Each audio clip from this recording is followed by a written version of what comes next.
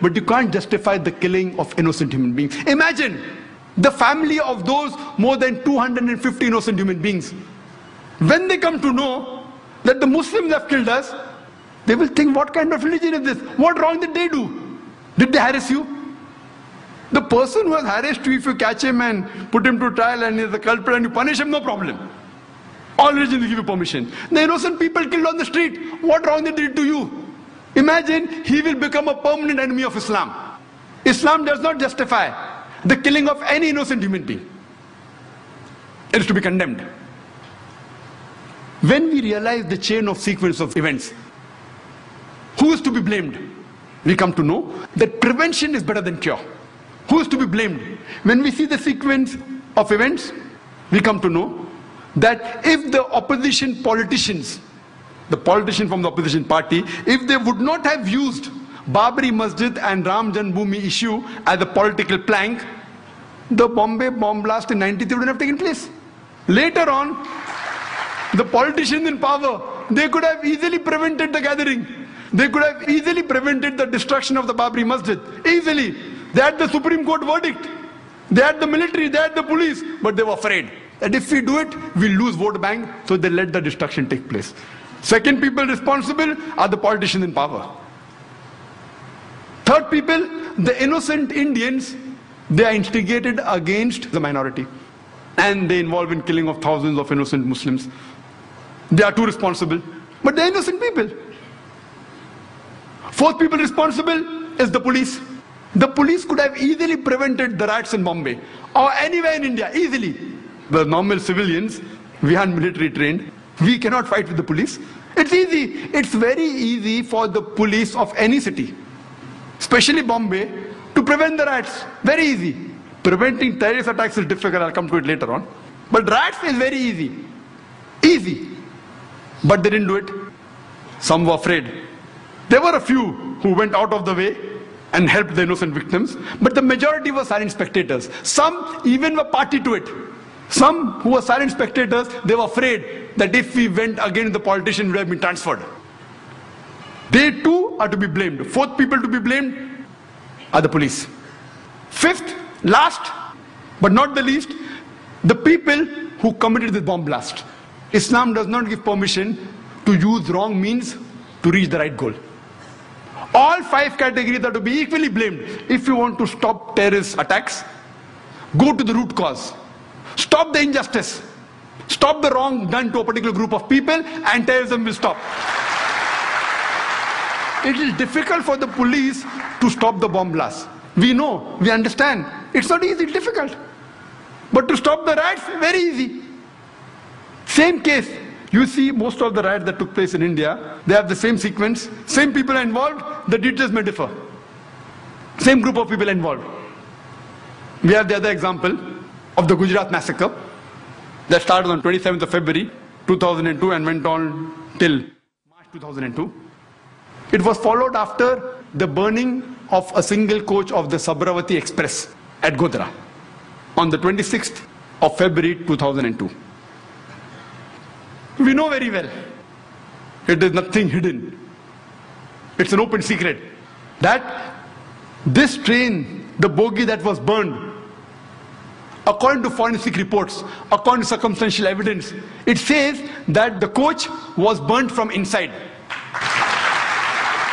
There are several evidences. But everything was planned. It was pre-planned. Muslims were instigated, there was a gathering, but they didn't kill. They didn't kill the innocent people. They say that 59 car sevaks were killed, yet it is to be doubted. Yes, there may be a few people that have been killed. Many people who were thought to be killed later on were found alive. So then they kept on changing the statement. So it was an inside job. Babri Masjid, inside job. 9/11 inside job. Godhra inside job. Main people to blame, they are the politicians. Then immediately, next day, from 27th of February 2002, no retaliation, pre-planned. It was a state-supervised massacre of the innocent Muslims in Gujarat. Nothing spontaneous, all pre-planned. And innocent citizens of Gujarat, they were instigated. They were given money. You can see evidence. to kill thousands of innocent Muslims.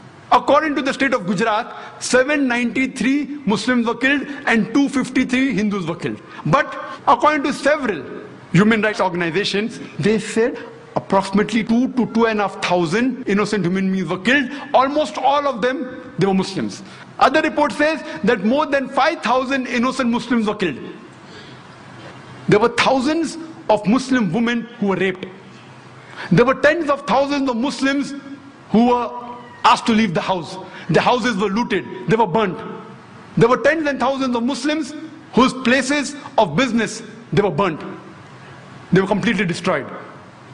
The people killed in Gujarat massacre is far more the number than the 9/11. The loss of the people of Gujarat, if you add it, it is much more than the loss that took place on 9/11.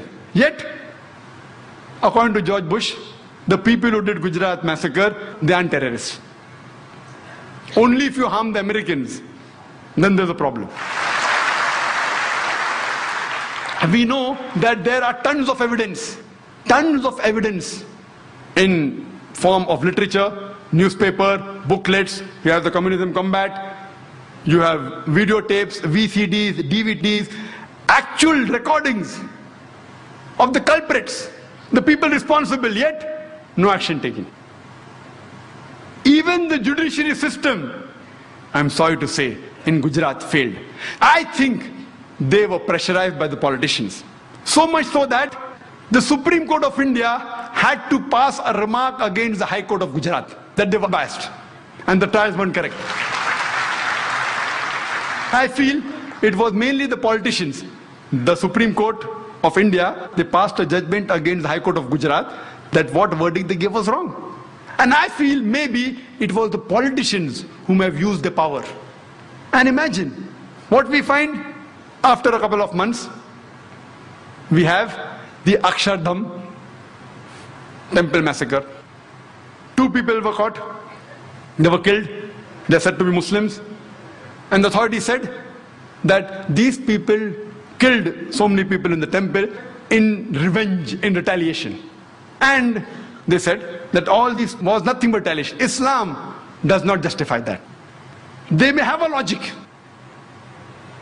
These people who did the attack, or the people who retaliated in other ways, they have a logic. They say that thousands of our family members were killed in front of eyes. Our mothers, our sisters have been raped in front of us. We have been looted. We know the person responsible is our neighbor, the person down the street. We meet him regularly. But when we see him, it reminds us of the torture. When they go to the law does not support. So they take the law in the hand. I am not justifying this act. Islam doesn't permit you. They take the law in the hand and they kill other innocent human beings. Islam does not justify that. They have a justification. They say, our mothers have been raped. We know the culprit.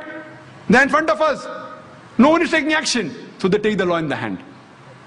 If you really find the culprit and book him, and if he's caught, if you can do that, and punish him, Islam justifies. You can't kill any other innocent human being. Islam does not justify that. You cannot use a wrong mean to come at the right goal.